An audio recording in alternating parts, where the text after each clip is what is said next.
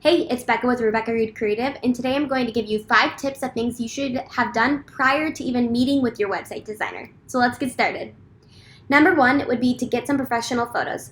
If you don't have the budget currently to hire a professional photographer, just set up a DSLR camera and get some photos of you at your workspace or doing whatever you do.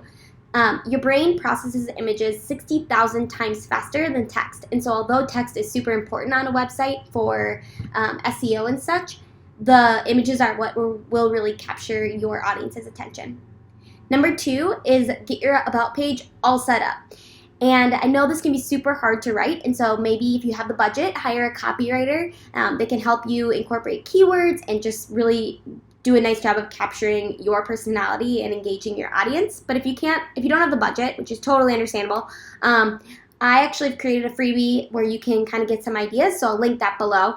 Just make sure that when you're talking to your audience, you're speaking in a very, a way in which you would talk to your friend. You want to become someone they know, like, and trust, and if you're more personable, you should be able to accomplish that. Third is to choose your platform. Now, a web designer will know which platform will work better for you, so I would ask different web designers, and they should be able to help guide you, but I would have it figured out if you want to use Showit or Squarespace or WordPress prior, because many web designers, I shouldn't say most, many have specific platforms they prefer, and they only do one platform, so it's best to have this figured out. Fourth, what functionalities do you need on your website? Maybe you plan on having a shop. Maybe you want to have a calendar that's interactive. Sometimes people want a portal where they can have individual clients sign on. These are all things that will take a little bit extra work. If you have a WordPress site, those are extra plugins.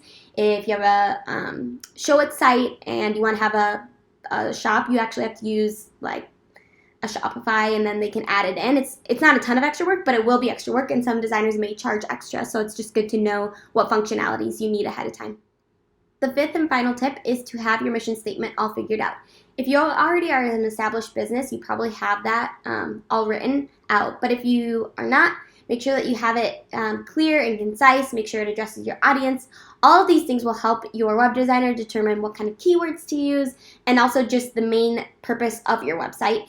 And it's something that they're probably going to put on the homepage as well. So those are just 5 of the tips. I actually have a whole checklist that goes over what you should have figured out before you hire your web designer. So I will link that below, as well as my blog post about if I suggest Squarespace or WordPress. So you can get all that below. And if you found any of this helpful to you at all, give it the thumbs up and subscribe.